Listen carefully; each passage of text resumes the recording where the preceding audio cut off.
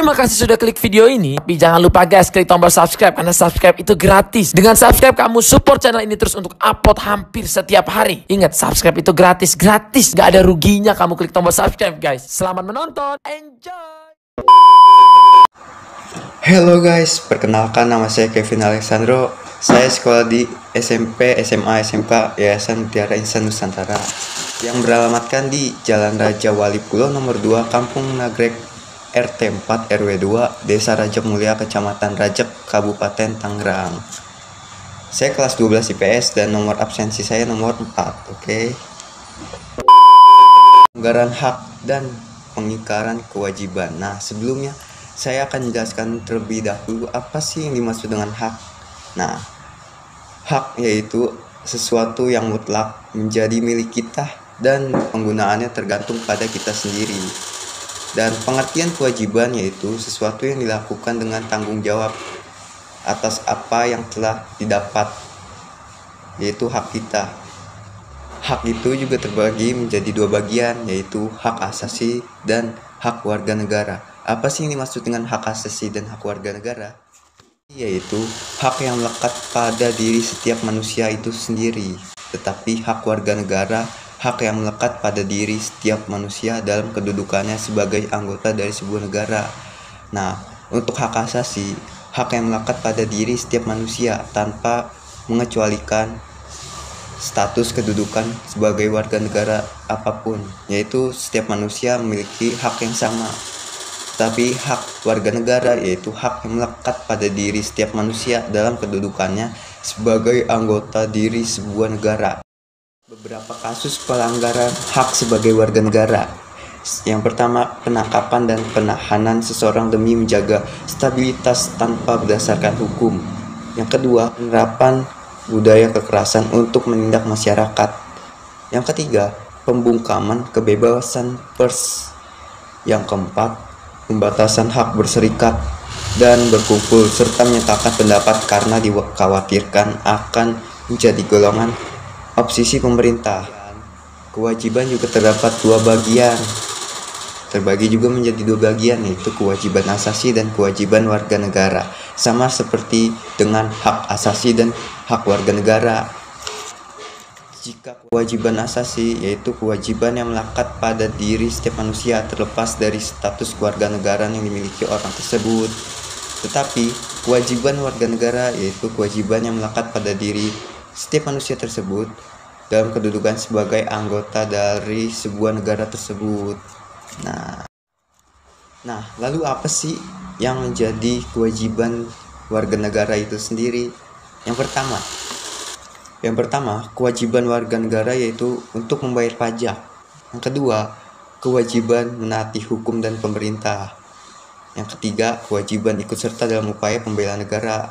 Nah, dalam upaya pembelaan negara ini tidak dalam ikut perang saja, tetapi seperti ikut kegiatan sosial lainnya, kayak ikut membantu korban bencana alam atau ikut kegiatan sosial lainnya. Yang keempat, kewajiban menghormati hak asasi manusia orang lain tanpa memaksa hak yang dimiliki orang tersebut, karena setiap orang punya hak masing-masing. Lalu lanjut, kewajiban tunduk pada pembatasan yang ditetapkan dengan undang-undang. Dan yang terakhir, kewajiban ikut serta dalam usaha pertahanan dan keamanan negara. Oke. Nah, seperti poin pertama yang di awal tadi, saya akan menjelaskan suatu contoh pelanggaran hak warga negara, yaitu mengambil hak orang lain. Contohnya yaitu mengambil hak orang lain. Semua orang yang tinggal di suatu negara wajib dijunjung tinggi haknya.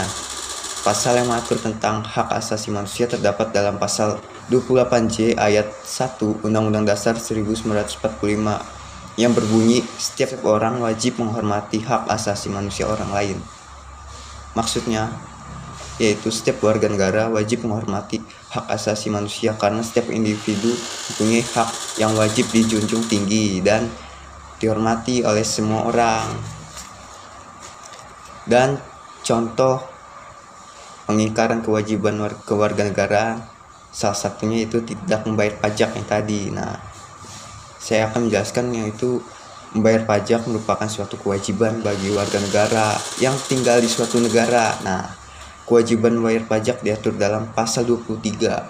Pasal 23 ayat 2 Undang-Undang Dasar 1945 dan pasal 27 ayat 1 Undang-Undang Dasar 1945. Nah, agar itu semua tidak terjadi, pasti ada upaya pencegahan dalam masalah tersebut, seperti di lingkungan keluarga, yaitu saling menghormati dan saling menyayangi antar anggota keluarga.